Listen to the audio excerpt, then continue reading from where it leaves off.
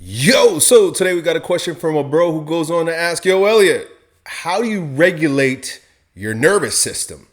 Great question, man. And I'd like to begin by pointing out the fact that the nervous system, as complex as it is, has generally two parts to it. And it's really important to understand these two parts because they work like a seesaw.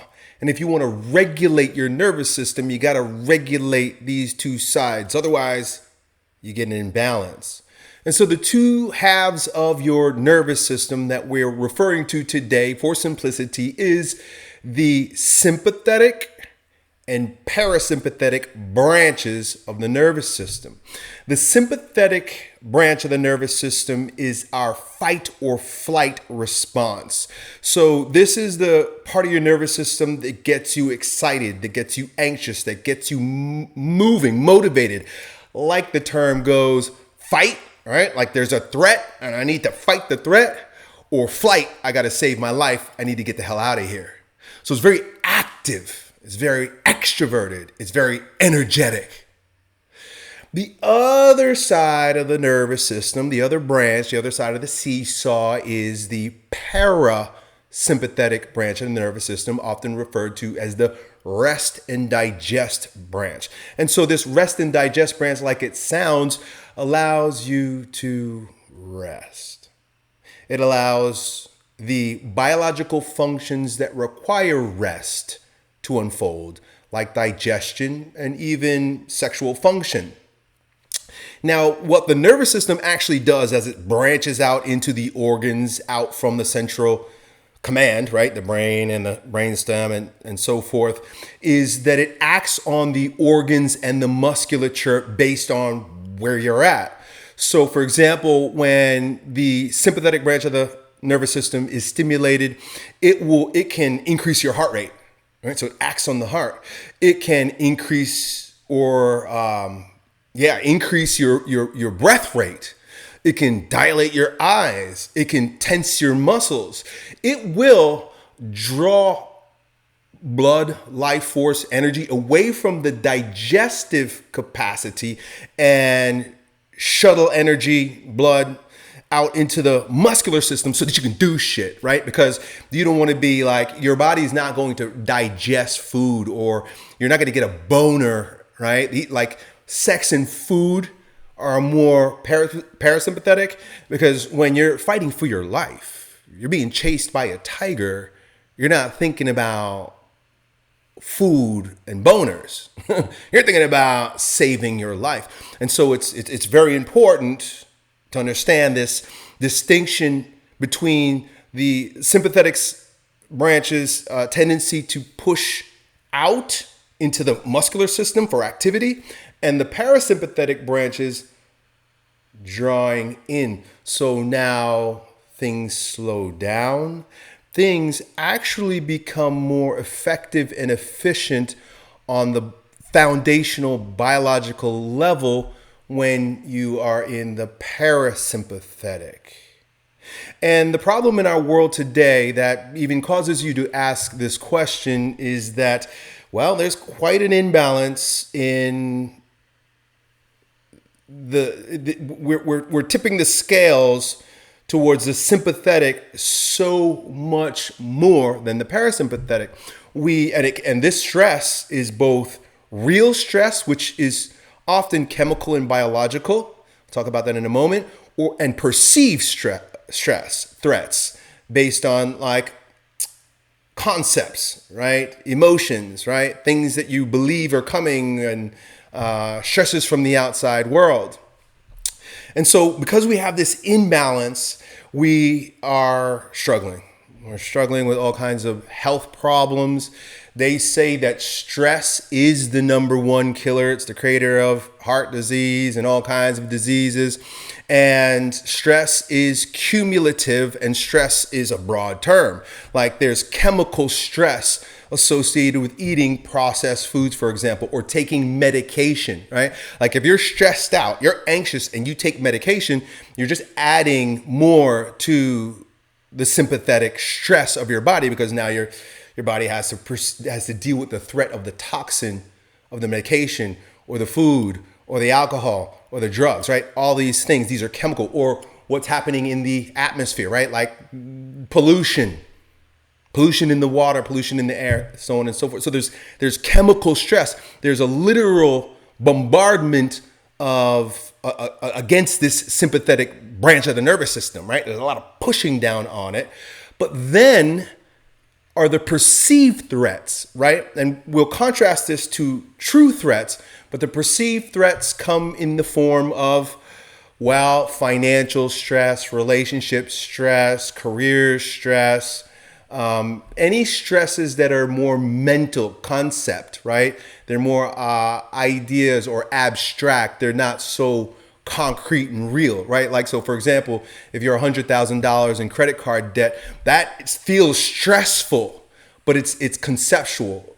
Especially in our day and age, no one's going to take your firstborn because you owe a lot of credit card debt. You'll just get a naughty score on your number, and you might not be able to buy dumb shit anymore, right? Because your credit's messed up. But your life is not actually threatened.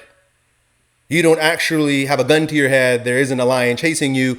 It's concept. So in this world where we are bombarded with all kinds of chemical and biological stress, and then compounded with mental stress, we're all screwed up. We're a mess. Every single one of us are a mess. And unless you understand this balance and can begin tipping the scale in the opposite direction, well, disease, disorder, destruction, and a dissatisfying life is usually going to be the case. And so I want to just point out really quickly how much I have leaned, and the very first times I began experiencing what this imbalance feels like, and then what I did as a result of it when I discovered it. And then I'm going to talk about what I think is proper and true for you. So I remember, I was thinking about this concept of perceived threats and stress. And the first time that it really I understood what was going on was when I was in fourth grade. So when I was in fourth grade, I wasn't doing so good in school, and I was failing tests, and I wasn't doing homework. And I remember report card time was coming. And, fourth grade, I maybe was, 9, 10 years old. Report card time was coming, and it was an imminent threat. It was coming, and I was going to be in deep shit. And I literally got sick. And I remember this actually on multiple occasions, like right before tests or right before report cards, I would get strep throat. I remember getting strep throat really bad. I remember getting strep throat right before I was supposed to bring home a really bad test score. I got strep throat, like legitimately strep throat. Like I had to go to the doctor. I needed medicine. I was sick. But more pervasively, or what I recognized more often, was stomach problems. Like, mind you, I'm 9 years old. This is how the world really begins to torture and traumatize us through school, through training, right? Like they mold you as kids with this kind of stress. You got to, like, what kind of creature, right? In what era, in what age besides our diabolically disoriented age did children at the age of 9 have the kind of stress that's required, that is associated with sitting down all day underneath fluorescent artificial lights and being subject to memorizing a bunch of shit that they don't give a crap about. And if they don't do it and they don't do well, they're going to get, in trouble. Whatever that means, right? Because that's sort of a fugazi threat sometimes too, right? What do you mean in trouble, right? Like, what do you mean? What does that mean? Are you going to die? Is somebody going to kill you? Going to cut your arm off? What does that mean? But it's a perceived threat, and it's real. And it was so real that I in retrospect, I see how, it really screwed my body up at a very young age. And you may be experiencing something like that right now too. And there have been other seasons in my life where my stomach, we're all different, but the stress will show up in different ways for all of us. I carry my stress right here. Ooh, boy. And I remember when I was a young father, young entrepreneur, hustling, struggling, trying to put food on the table for my family, that kind of stress. And that, that's not a bad test score. That's, hey, I can't pay my bills. And I remember, I was young and I was ambitious and I was willing to work through it, but it was real. It was a real pain. And if you're watching this right now and you're wondering, okay, well, I suffer that way. I struggle that way. And oftentimes, listen, man, it's so insidious that you're sick and you don't even know it. Like most people, when I started studying bioenergetics and realizing how many of us, like all of us, have these neurotic holding patterns that keep our breathing short, I started to notice that, well, nobody notices, right? We don't even notice. We're living in prisons, self-made prisons based on perceived stresses, perceived threats that we don't even notice anymore. That's how you know the enemy's winning, right? Like when you think you're free, but you're actually in prison. And it's through the nervous system, the traumatization of the nervous system that, well, we are easily manipulated, right? We're in I don't want to go too far down this rabbit hole of, oligarchs and world rulers and, us as considered just like cattle or fodder for them. But like, I think about my dog and I had a really tough dog trainer because I have a really tough dog, a Belgian Malinois. And when the dog was a puppy, my trainer was very adamant that you got to be really tough with the puppy when it's young so that when it gets older, it's more easy to control. Well, I have 2 Malinois now, and the one that got that training, he's a pleasure to be around because I can easily control him because of the threat on his life when he was a baby, right? It was just a matter of using a prong collar. But my second dog, I didn't have the time to train the same way, and she is a wreck. So you can understand why it's advantageous for the lords of this world, the rulers of this world, the oligarchs, the puppet masters to traumatize us so that we can be manipulated. We're much more easily manipulated. Anyway, about what we can do. What can you do? Well, the very first thing is we need to learn how to actually break the addiction to sympathetic overload because it becomes an addiction. And we start doing things and living in certain ways and chasing lifestyles that only further facilitate more sympathetic overload. And one of the ways, this is crazy, and take this, like pause for a minute and really hear this. One of the ways that we do that, one of the ways that we further facilitate this stressor and this imbalance, especially when we discover it, when we realize, oh, wow, yeah, my nervous system is irregulated, is we try to solve the problem at the level at which the problem's created, meaning we try to do more stuff. How many of you, myself included, discovered that there's this imbalance going on within my nervous system and it needs to be fixed? It's like a problem, right? Just like the problems in your test when you're at school, you got to fix it, right? Problems in the world, problems with relations, financial problems. Now you become a problem.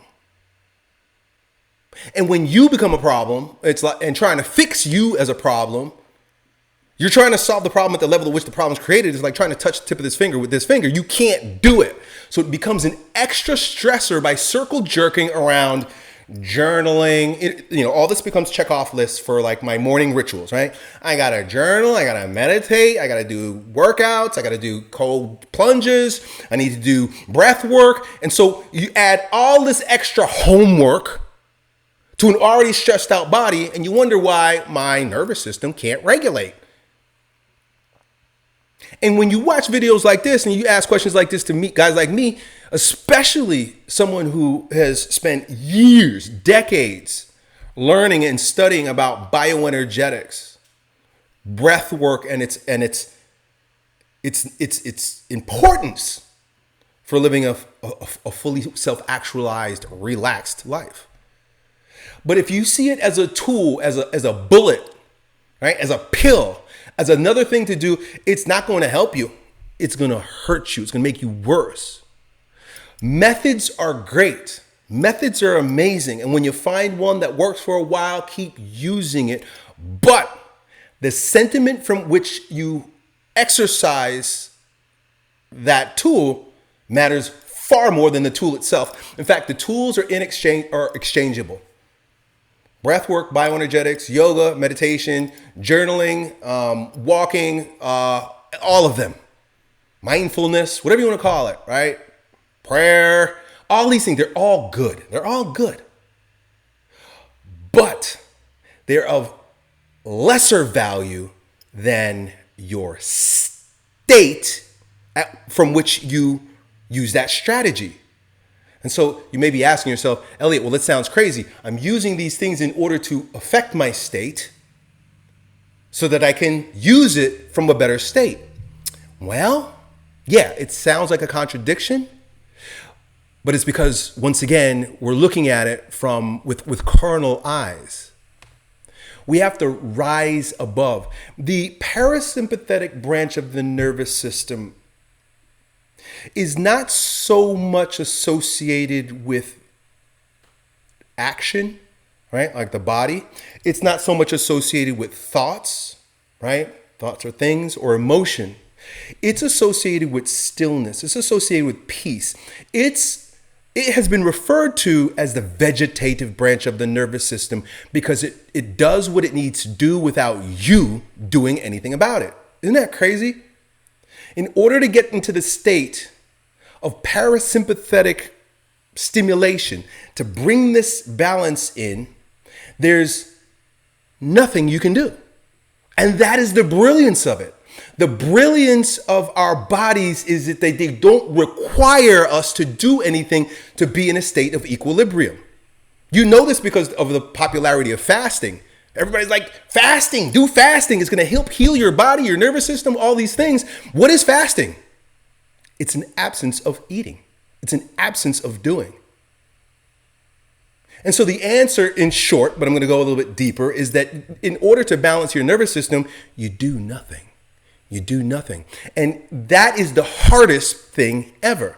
The toughest thing ever is to do nothing, because we live in a world that gives us our sense of identity based on what we can do, what we can accumulate, and how we're perceived by the outside world. When parasympathetic stimulation is an inner phenomenon, it's more of a spiritual phenomenon. And in order to live a life that is of that regulation, of that balance, we need a paradigm shift. We got to shift the way we look at the world. Give me 1 second. I'm going to turn on my fan because I'm burning up here.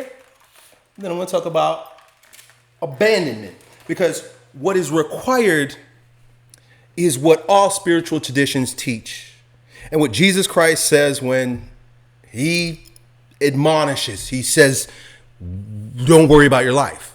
Don't worry about your life. Take no thought for tomorrow. Look at the birds. They're taken care of. How much are you? How many of you can add a cubit to your inch by worrying? Right? Jesus Christ says it. Buddha's always talking about non-attachment, right? This is the Buddhist thing, non-attachment.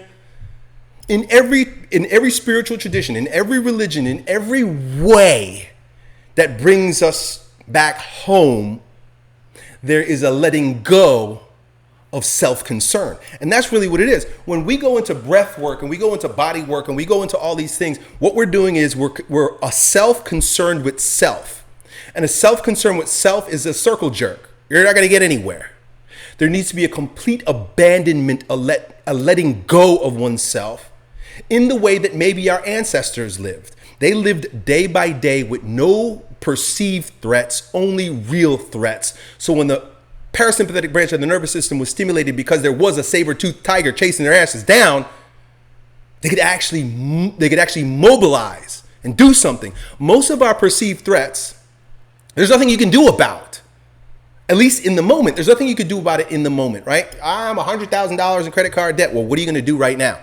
You're going to worry about it. You're going to plot in your scheme. You're going to plan, and you're going to give more power to creative things rather than realizing it's a fake threat.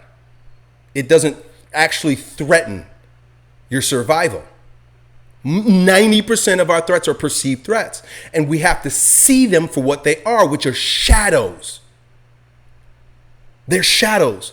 And so I pulled out my favorite new book that I've been studying and allowing all of my words to proceed from, Abandonment to Divine Providence. And I want to read to you from just a little bit of what Jean-Pierre Caussade says on this very topic because it's so important. But I just want to reiterate that this comes from the foundation principle that in order to live, you got to die. In order to be free, you have to let go of yourself. I have to let go of myself. I live a very heavy life. I've got lots of stresses.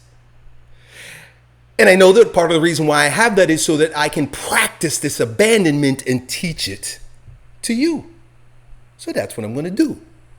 Because I live in abandonment, a state of abandonment. I don't care about myself. I don't have any ambitions. I have no worries. A lot of problems, no worries.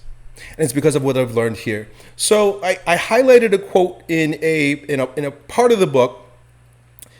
Not a method. Let's see. We was talking about methods. Let's talk about. I want to talk about methods here for a moment, just to kind of bring home my point in terms of what I said before. Because I'm not giving you a method. I'm giving you a paradigm.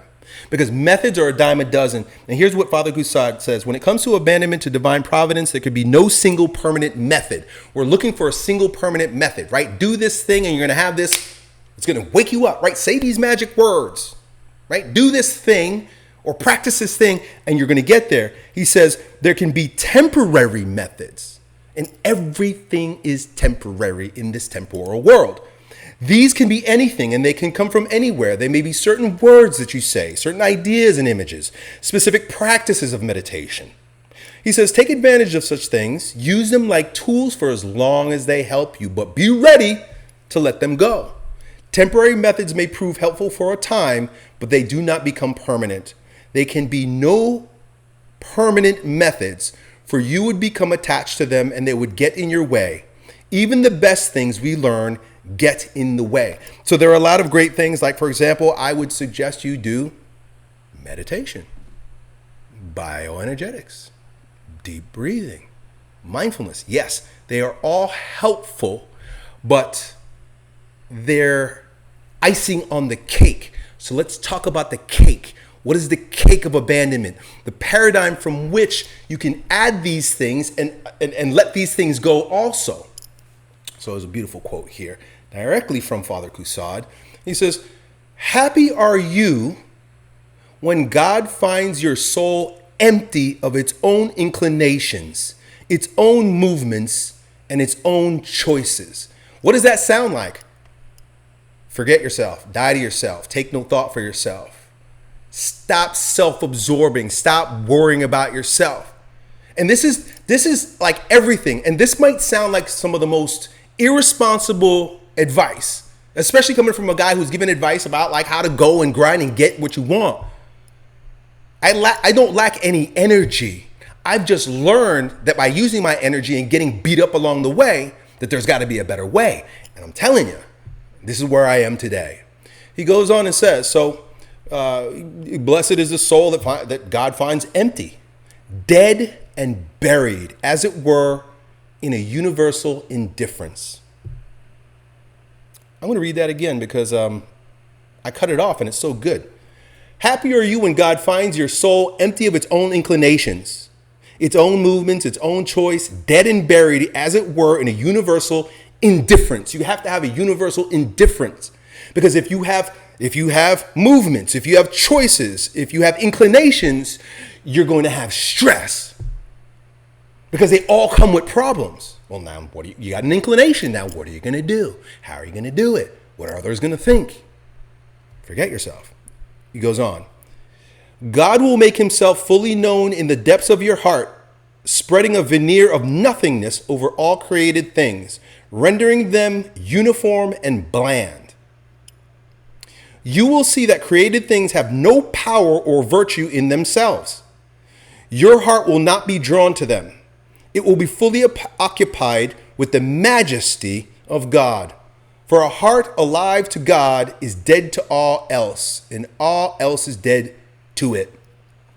I love that. This is not something you just become. This is a constant state of paying attention to your perception of the things in your life. It's been described in many different ways. You may call it mindfulness.